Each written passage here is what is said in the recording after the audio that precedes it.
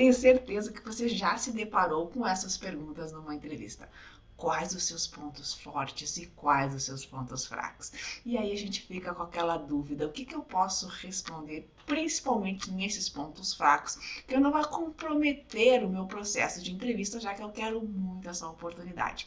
Então agora eu vou te dar algumas dicas para você conseguir responder ambas as perguntas de uma forma que vai te facilitar muito a tua entrevista e você já consegue se preparar antes deste processo. Então, eu sou Josiane Real, especialista em processo seletivo e estou aqui para te ajudar a trabalhar a resposta desta pergunta. Vamos começar então pelos pontos positivos. Tem pessoas que têm dificuldade até de falar o que eu falo.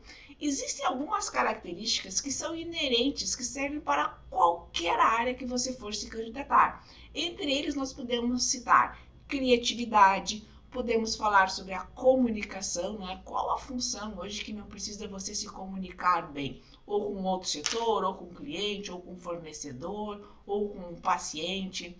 Podemos falar também de proatividade. Além de proatividade, capacidade de você trabalhar em equipe, de ser uma pessoa curiosa. Então, isso são pontos positivos que são inerentes a qualquer função que você vá participar de um processo seletivo. Existem outras também que você pode citar, mas aí de acordo, por exemplo, com a vaga que você está se candidatando. Então, tem vagas que vão exigir uma concentração maior, outros uma comunicação maior.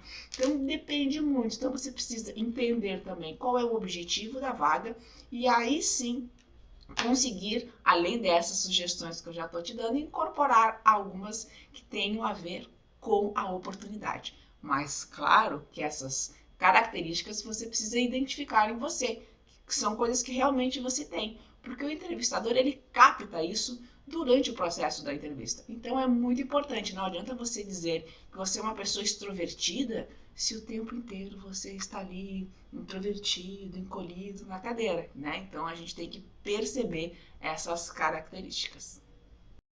E agora falando um pouco dos pontos fracos ou pontos a melhorar. Então tem várias formas que as pessoas, né, falam sobre essa questão dos pontos a melhorar. Eu particularmente acredito em ponto a melhorar e não necessariamente em pontos fracos. Então na entrevista eles podem perguntar o seguinte: cite os seus pontos fracos ou cite os pontos que você tem a melhorar ou o que a sua família costuma falar assim de alguma situação, um aspecto que você tenha que melhorar. Ou até mesmo, no último feedback que você teve de um chefe, né, ou de um superior seu, algum colega de trabalho, o que ele mencionou que você deveria, né, estar melhorando? Então, são algumas formas que também dá para se trabalhar esse aspecto de pontos a melhorar. Mas vamos usar o aspecto pontos a melhorar, que eu acho muito mais interessante. Pontos a melhorar, todos nós temos. Quando o entrevistador pergunta sobre pontos a melhorar, não é algo para te eliminar. Ele precisa entender qual é a tua capacidade comportamental, que ele quer saber se você tem um poder de autoanálise. E aí tem muitas pessoas que falam o seguinte: a gente tem que cuidar com aquelas coisas clichês. Ai, eu sou perfeccionista porque eu costumo entregar o meu trabalho sempre de forma perfeita, aí eu acabo ficando cheio de compromissos. Ah, eu sou ansiosa porque eu quero entregar as coisas certas. Isso acabou se tornando clichê não pela palavra ansiedade ou pela palavra perfeccionista, mas sim pela justificativa que se dá, porque de uma certa forma não é ruim, né? Você precisa entregar um trabalho bem feito e é óbvio que você vai ficar nervoso ou nervosa, né, quando tem alguma situação, tá? Então a gente tem que enquadrar de forma correta. Por exemplo, existe uma lógica da qual você precisa utilizar para responder essa pergunta, tá? A primeira delas é compreender qual é esse ponto a melhorar que você quer trabalhar. Depois que você identifica qual é o ponto que você quer melhorar, você precisa entender em que momento que isso acontece. E a terceira etapa é o que você está fazendo para melhorar este aspecto. Vamos trabalhar então um ponto que eu acredito que algumas pessoas possam ter. Normalmente, quem se comunica muito bem, tem aquele poder de relacionamento, como ponto a melhorar, acaba também tendo a questão da comunicação. Mas por quê? Porque a pessoa, por exemplo, se comunica tanto e fala tanto que em alguns momentos eu tenho essa questão na comunicação, da mesma forma que ela pode ser a minha fortaleza, ela me prejudica em alguns momentos. Porque eu acredito que eu tenho que ouvir mais do que falar, e às vezes eu posso perder um pouco o time do momento. Então eu já falei qual é o ponto, falei qual é a situação, e agora eu tenho que citar qual é o ponto que eu tenho a melhorar. Então, para melhorar isso, eu procuro agora ficar muito mais atenta a quando as pessoas estão falando, me contenho, para entender melhor, porque a partir do momento que eu sei mais informações, se for no caso de uma negociação, né, eu consigo fazer um fechamento de uma forma mais eficaz e não perco o time da negociação. Então, esta é uma justificativa que você pode utilizar, não vai te prejudicar na sua função. Outra que você pode também trabalhar, por exemplo, assim, eu tenho um ponto que eu estou trabalhando, que eu estava com uma dificuldade, na questão da organização.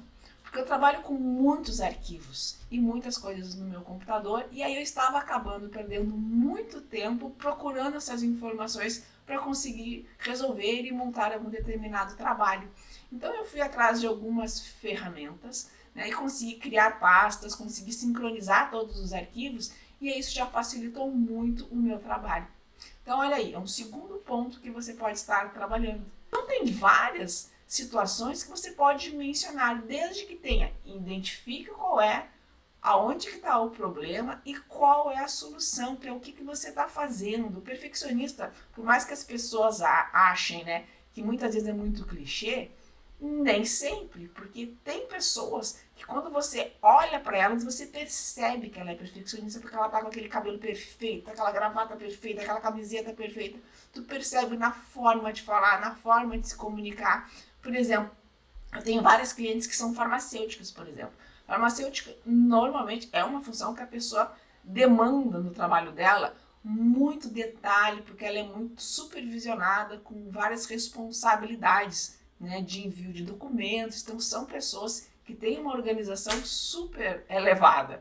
Então acaba se tornando perfeccionista. Então por que não numa entrevista dizer, eu tenho essa questão, acabo sendo muito perfeccionista, mas muito em função do meu trabalho que eu desenvolvo hoje. Mas quando eu chego em casa, por exemplo, eu tenho que eliminar um pouco isso, porque na minha casa não funciona bem assim, eu tenho que respeitar as pessoas também, de acordo com o seu tempo.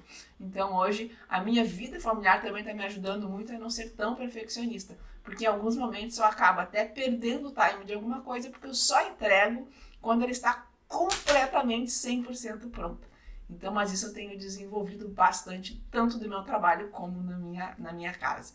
Então, é outro aspecto que você também